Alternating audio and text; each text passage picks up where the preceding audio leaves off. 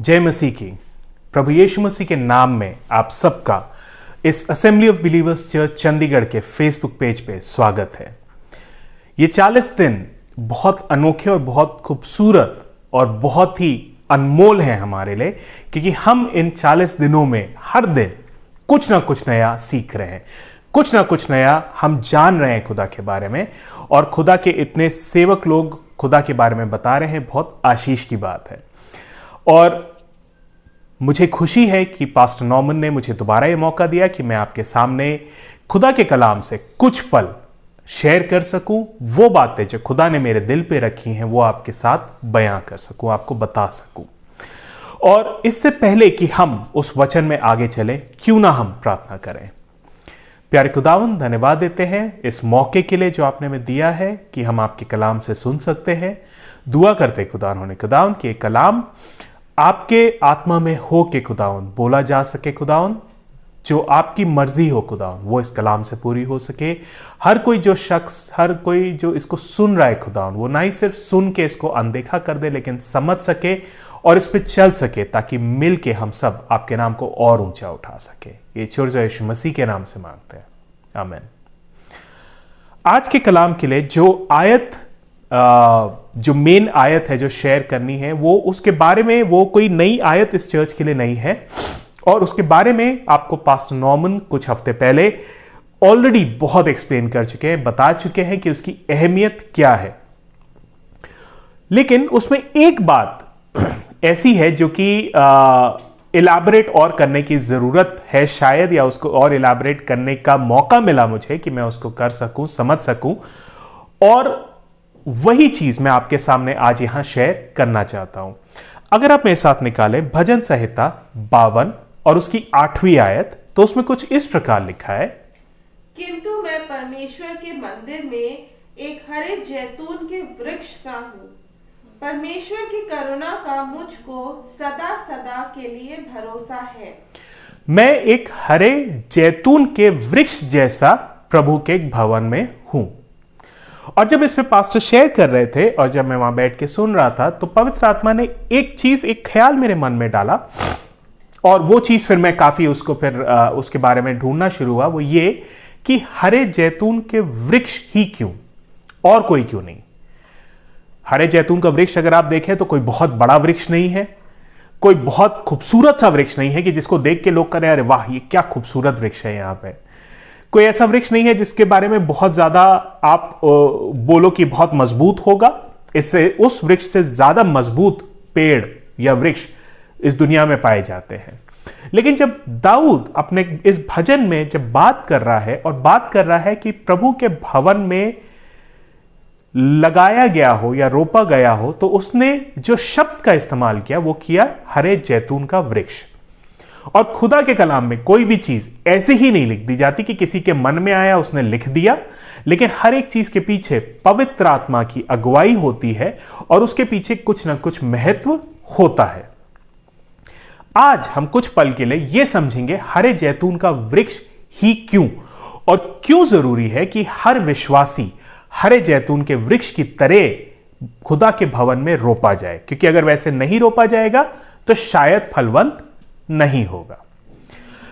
जब मैं इसके बारे में पढ़ने लगा तो 6 बातें निकल कर आईं जो कि बहुत अनोखी हैं इस पेड़ के बारे में, और वो 6 बातें एक विश्वासी के जिंदगी में भी होना जरूरी है, क्योंकि उसके बिना एक विश्वासी ये नहीं कह सकता कि मैं खुदा के साथ चलता हूं। कौन सी है वो 6 बातें?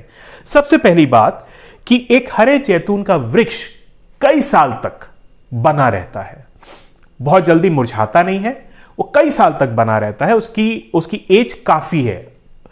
कुछ ऐसे हरे जैतून के पेड़ हैं जिनको कार्बन डेट जब किया गया तो देखा गया, जाना गया कि ये तो 1600 या 2000 साल पुराने पेड़ हैं। अब आप कहेंगे कि इससे हमें क्या मतलब, हम तो इतने उम्र के नहीं होते। नहीं, लेकिन सबसे अनोखी बात यह है कि इतनी उम्र में भी ये हरे हैं, ये सूखे नहीं हैं। इसका मतलब एक विश्वासी की जिंदगी भी खुदा में जब होती है तो ना ही सिर्फ लंबी उम्र होती है, लेकिन सेहतमंद उम्र भी होती है। अगर आपको खुदा में आप बने हैं तो ना ही सिर्फ खुदा आपको आशीषित करेगा एक लंबी उम्र से, लेकिन एक सेहत वाली लंबी उम्र से आशीषित करेगा। अगर आप ऐसे है कि आप खुदा के घर में जा रहे हैं, लेकिन आपके जीवन में कुछ ना कुछ बीमारियां होती जा रही हैं। कुछ बीमारियां हो सकता है ऐसी हो जिससे गवाहियां निकले, लेकिन हर बीमारी से नहीं जरूरी है। लेकिन अगर आप हर बार बीमार हैं, कुछ ना कुछ परेशानी में हैं, कुछ ना कुछ आपके साथ दिक्कत हो रही है, तो जांचने की जरूरत है कि क्या आपकी जिंदगी, क्या आप खुदा के घर में रोपे गए हैं कि नहीं, बनाए गए हैं कि नहीं। दूसरी चीज जो इस हरे जैतून के वृक्ष के बारे में अनोखी है, वो ये है कि ये वृक्ष जब बोया जाता है 5 साल की उम्र से ही इसमें जैतून आना या ओलिव आना शुरू हो जाता है।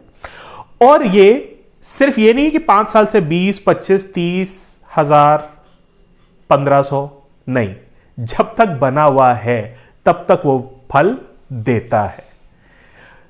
5 साल से अगर कोई 1000 साल तक भी दे रहा है तो आप समझ सकते हैं कि वो कितना अमेजिंग या कितना अनोखा पेड़ है। ये हमारी जिंदगी के लिए क्या है। कई बार हम लोग माँ बाप होने के नाते कई बार हम लोग ये चीज करते कि हम कहते कि अरे हमारा बच्चा खुदा में नहीं चल रहा, कोई बात नहीं, अभी तो छोटा है, अभी इसको क्या पता, अभी ये क्या करेगा। या जैसे पास्टर ने लास्ट संडे बताया कि हम चर्च नहीं लाते अपने बच्चों को एग्जाम टाइम पे कह के कि पढ़ना है, वो 1 घंटे जैसे उनकी पढ़ाई बहुत अनोखी हो जाएगी। और हम अपने बच्चों को गाइड नहीं करते, लीड नहीं करते कि कैसे खुदा में आगे बने। लेकिन खुदा का कलाम कहता है कि बच्चे भी खुदा की सेवा करेंगे, खुदा के लिए इस्तेमाल होते हैं। आपको यकीन नहीं है? आप मेरे साथ निकालें प्रेरितों के काम उसके 2 अध्याय की 17वीं आयत। परमेश्वर कहता है, अंतिम दिनों में ऐसा होगा कि मैं सभी मनुष्यों पर अपनी आत्मा उंडेल दूंगा। फिर तुम्हारे पुत्र और पुत्रियां भविष्यवाणी करने लगेंगे तथा तुम्हारे युवा लोग दर्शन पाएंगे और तुम्हारे बूढ़े लोग स्वप्न देखेंगे। तुम्हारे पुत्र और पुत्री क्या करेंगे? भविष्यवाणी। कई बार हम लोग सोचते हैं भविष्यवाणी तो कोई बड़ा आदमी करेगा। यहां क्या लिखा है? तुम्हारे पुत्र और पुत्री भविष्यवाणी करेंगे, तुम्हारे युवा लोग दर्शन पाएंगे और तुम्हारे पूर्वज या जो बूढ़े लोग हैं वो स्वप्न देखेंगे। भविष्यवाणी एक बच्चा करने लगे तो आपको क्या लगता है? आप अनोखा आपको हो जाएगा। मेरे को याद है इंटरनेट पे एक काफी पहले मैंने एक वीडियो देखा था, बहुत फेमस हुआ। एक बच्चा खुदा के बारे में बता रहा है और सब आश्चर्यचकित हो रहे, सब कह रहे हैं इस बच्चे को इतना आता है, कितने अच्छे से बात कर रहा है, कितनी पावरफुली बात कर रहा है, और सब उसमें बहुत अच्छे अच्छे कमेंट्स आ रहे थे। लेकिन वो एक ही बच्चा क्यों? हम में से हर एक के बच्चे के साथ, हमें से हर एक का बच्चा ऐसा ही होना चाहिए। अगर हम खुदा के भवन में रोपे गए हैं तो जरूरी है कि हमारे बच्चे भी खुदा के भवन में रोपे जाएं और वो भी फल देना शुरू हो। फल कैसे देंगे? जब खुदा के भवन में होंगे, खुदा की बातें सीखेंगे, खुदा के भवन में और बातें जब सीखेंगे, खुदा के साथ बने रहेंगे, तो अपने आप उनके अंदर से फल दिखने लगेंगे। अब हो सकता है आपके दिमाग में सवाल आ रहा हो कि फल क्या है? क्या ये सक्सेस है, पैसा कमाना, बहुत अच्छी नौकरी? नहीं। फल क्या है आपको जानना है? मेरे साथ निकालें गलतियों की किताब उसके 5वें अध्याय की 22वीं आयत।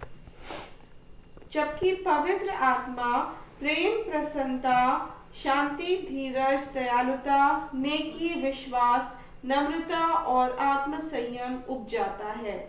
ये सारी चीजें मिला के बोली जाती हैं आत्मा का फल, क्योंकि ये सारी चीज फल, ये आत्मा के ढेरों फल नहीं बोले जाते, ये आत्मा का फल है। इसका मतलब अगर कोई विश्वास में है तो उसके अंदर ये सारी चीजें पाई जाएंगी, सारी एक खूबियां उसके अंदर पाई जाएंगी, और ये एक बच्चे से लेके एक बुजुर्ग तक में पाई जाएंगी अगर वो खुदा में बना हुआ है। तीसरी चीज जो है जैतून के वृक्ष के बारे में जो बहुत अनोखी है कि अगर आप उसका वो वृक्ष अगर किसी तरीके से नाश भी हो गया, लेट से उस पर आग लग गई, उसका तना जल गया, तना काट दिया आपने, खत्म कर दिया, तो बाकी पेड़ अगर आप खत्म कर दो, तने से काट दो, तो क्या होता है? वो कब मर चुके होते हैं, कुछ नहीं होता। लेकिन जैतून का वृक्ष बढ़ने लगता है, नया पनपता है, उसमें नए पौधा आता है और उसमें वो फिर से नया तना उसी जगह खड़ा हो जाता है। ऐसा पता है क्यों होता है? क्योंकि उसकी जड़ें अंदर बहुत मजबूत होती हैं। वो सिर्फ ऊपरी तौर तक नहीं रहती, लेकिन वो अंदर गहराई तक जाती हैं और मजबूत बनी होती हैं।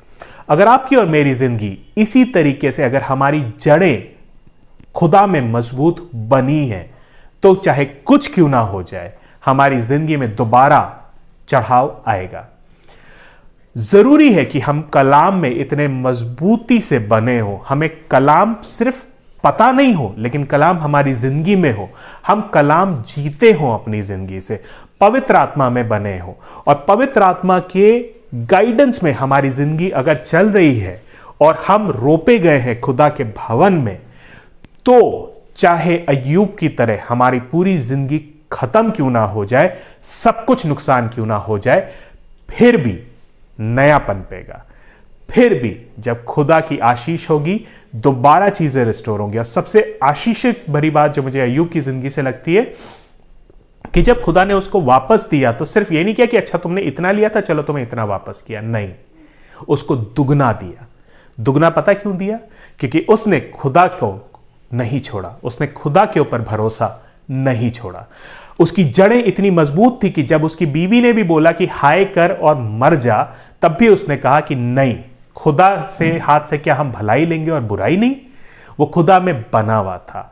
अगर आप खुदा के भवन में रोपे गए हैं, तो आपकी जिंदगी भी ऐसी ही होनी चाहिए कि आपका भी मजबूत, आप खुदा में इतने होने चाहिए कि चाहे कुछ क्यों ना हो जाए, आप स्थिर बने हुए हैं।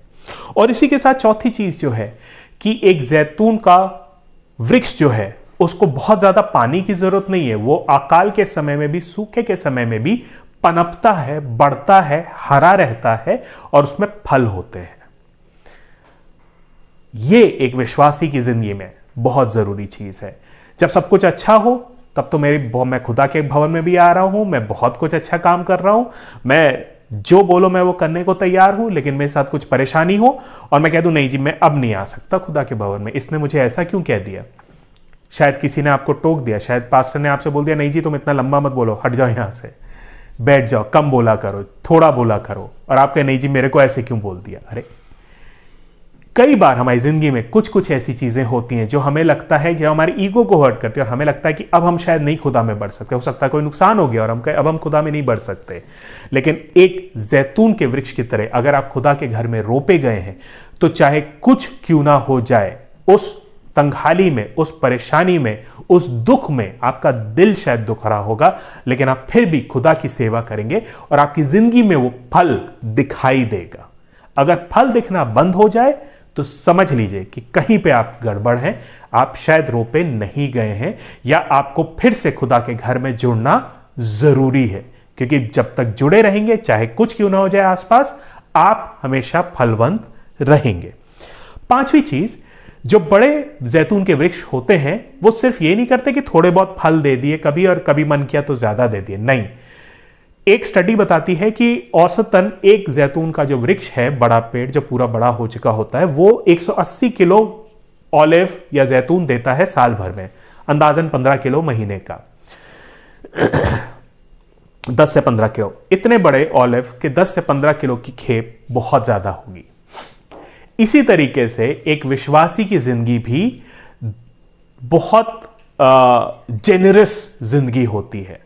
वो जो भी काम करता है वो कंजूसी से नहीं करता है। अगर वो खुदा के भवन में देता है तो कंजूसी से नहीं देता है। अगर वो खुदा की सेवा करता है तो कंजूसी से नहीं करता है। कंजूसी से क्या, भाई मैं आऊंगा, मैं आधे घंटे काम करूंगा, आधे घंटे के बाद नहीं करूंगा, नहीं।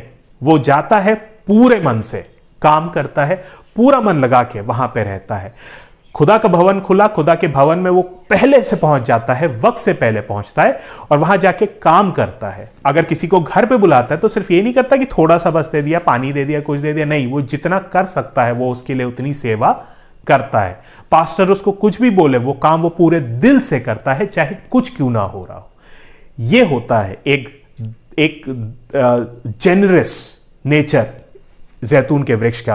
और एक मसीही जिंदगी भी ऐसी ही होती है। आप किसी भी पासबान के पास चले जाएं जो खुदा में बना है, जो पवित्र आत्मा से भरा है, आपको हमेशा आप उनके घर जाओगे, आपको लगेगा अरे ये शायद मेरे को राजा की तरह ट्रीट कर रहे हैं। आपको लगेगा कितनी मेरे लिए काम कर रही है, क्योंकि ये उनके अंदर वो रोपे गए खुदा में, इसीलिए उनके अंदर ये गुण है।